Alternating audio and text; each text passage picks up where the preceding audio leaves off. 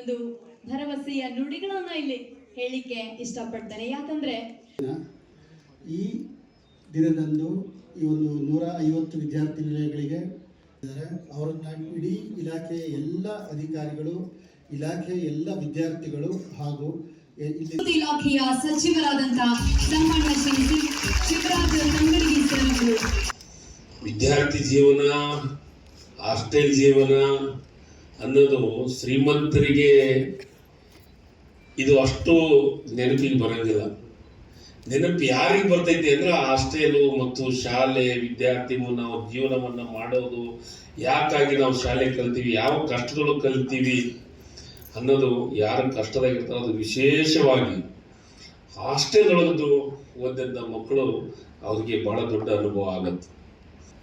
ಒಂದ್ ಕಡೆ ಶಾಲೆ, ಹಾಸ್ಟೆಲ್ ಜೊತೆಗೆ ನಿಮ್ಗ ಡ್ರೆಸ್ಗಳ ಜೊತೆಗೆ ಟ್ರ್ಯಾಕ್ ಶೂಟ್ ಜೊತೆಗೆ ಗ್ರಂಥಾಲಯ ಜೊತೆಗೆ ನಿಮಗೆ ಊಟದ ವ್ಯವಸ್ಥೆ, ಊಟ ಮಾಡೋದ್ರ ಜೊತೆಗೆ ನಿಮಗೆ ಬುಕ್ಸ್ಗಳನ್ನು ಕೊಡೋದ್ರ ಜೊತೆಗೆ ಶೂನು ಕೊಡುವಂತ ಕೆಲಸವನ್ನ ಇವತ್ತ ಸರ್ಕಾರ ಮಾಡ್ತಾ ಇದೆ.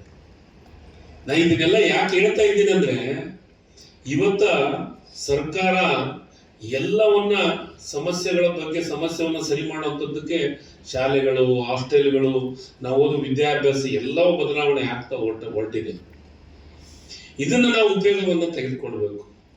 ನಮ್ಗ ಬಂದ್ ಕರ್ಕೊಂಡ್ ಹೋಗಕ್ಕಾಗಲ್ಲ, ನಾವು ಬೆಳಗಿಂದ ಸಾಯಂಕಾಲ ದುಡ್ಡು ಬಂದು ಮತ್ ನಿಮ್ ಕರ್ಕೊಂಡ್ ಬರಕ ಇದು ಮಾಡ್ಬೇಕು ಅಂತ ಹೇಳಿ ಹಂಗ ಒಬ್ರು ವಾರ್ಡನ್ ಪರಿಚಯದಿಂದ ಹೆಂಗೋ ಮಾಡಿ ಹಾಸ್ಟೆಲ್ ನ ಸೆಕೆಂಡ್ PUC ಗೆ ಪಡ್ಕೊಂಡು ಅಲ್ಲಿ ನಾನು ಚೆನ್ನಾಗಿ ಓದಿ ನನ್ನನ್ನು ನಾವು ಪ್ರೂವ್ ಮಾಡ್ಕೋಬೇಕಾಗಿತ್ತು.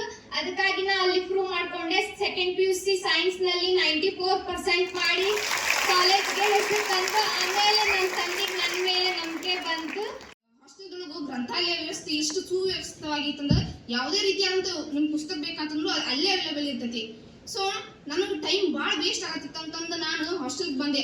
ಅದು ದೇವ್ರ ಪುಣ್ಯ ಏನೋ ನನಗೆ ಹಾಸ್ಟೆಲ್ ಸಿಕ್ತು. ನಾನು 1ನೇ ಸೆಮ್ದೊಳಗೆ ಅಲ್ಲೇ ಹಾಸ್ಟೆಲ್ದೊಳಗೆ ಯಾವ್ಯಾವ ಫೆಸಿಲಿಟೀಸ್ ಆಗಲಿ ಅದನ್ನೆಲ್ಲ ಯೂಸ್ ಮಾಡ್ಕೊಂಡು, ಗ್ರಂಥಾಲಯ ವ್ಯವಸ್ಥೆ ಯೂಸ್ ಮಾಡ್ಕೊಂಡೆ, ಅಲ್ಲಿ ಎಲ್ಲ ವ್ಯವಸ್ಥೆಗಳನ್ನ ಯೂಸ್ ಮಾಡ್ಕೊಂಡೆ ಚೆನ್ನಾಗಿ ಅಭ್ಯಾಸ ಮಾಡಿ ಫಸ್ಟ್ ಸೆಮ್ದೊಳಗೆ 92.3% ಮಾಡಿ ನನ್ನ ಕಾಲೇಜಿಗೆ ನಾನು ಫಸ್ಟ್